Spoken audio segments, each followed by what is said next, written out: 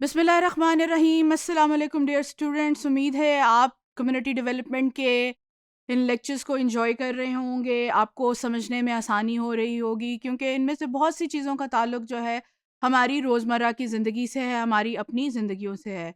पिछले कुछ लेक्चर्स से हम urban features of urban community को डिस्कस करते हुए आ रहे हैं।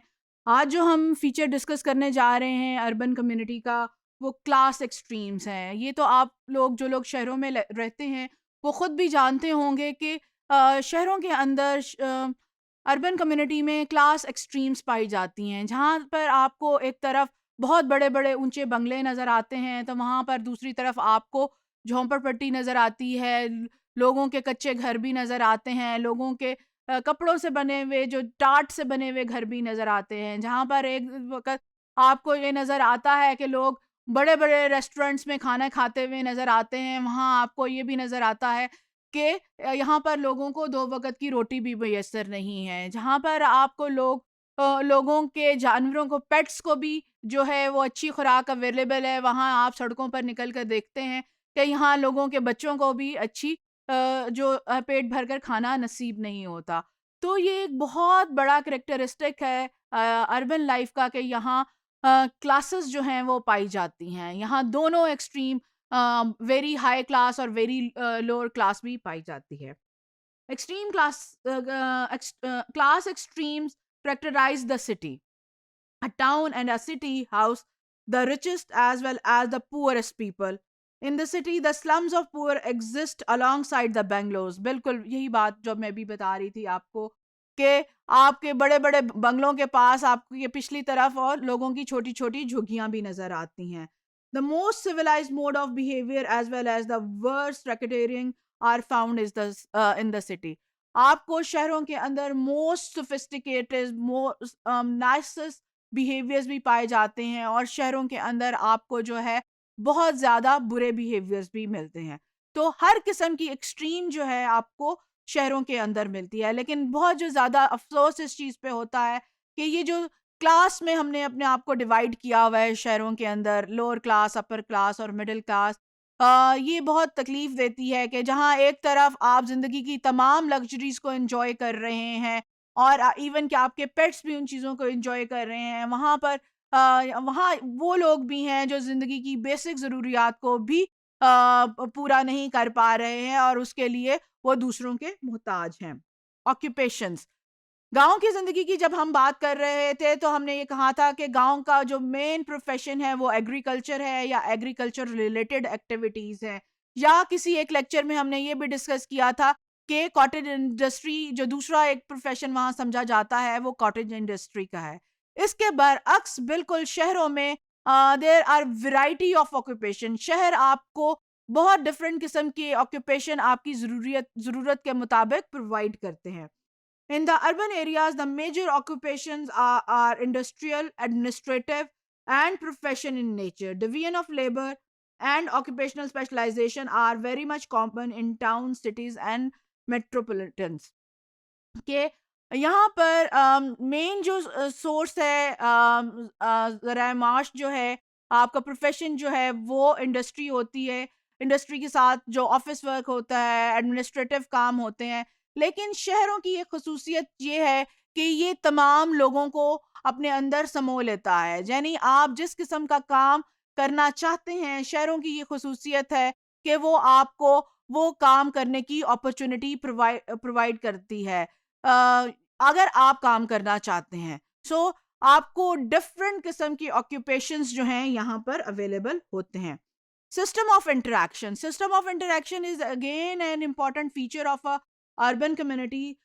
Georg Simmel held that the social structure of urban communities is based on interest group. The circle of social contact are wider in city than in the countryside. Countryside से मुराद गांव के जो areas गांव हैं. There is a wider area of interaction system per man and per aggregate. This makes city life more complex and varied.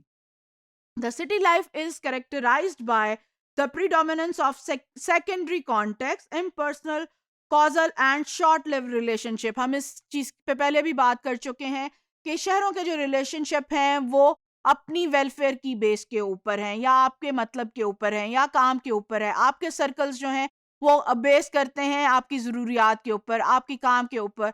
आपके जो primary relations हैं यहाँ पे कम हो जाते हैं, बल्कि सेकेंडरी रिलेशंस जो हैं वो ज़्यादा हो जाते हैं।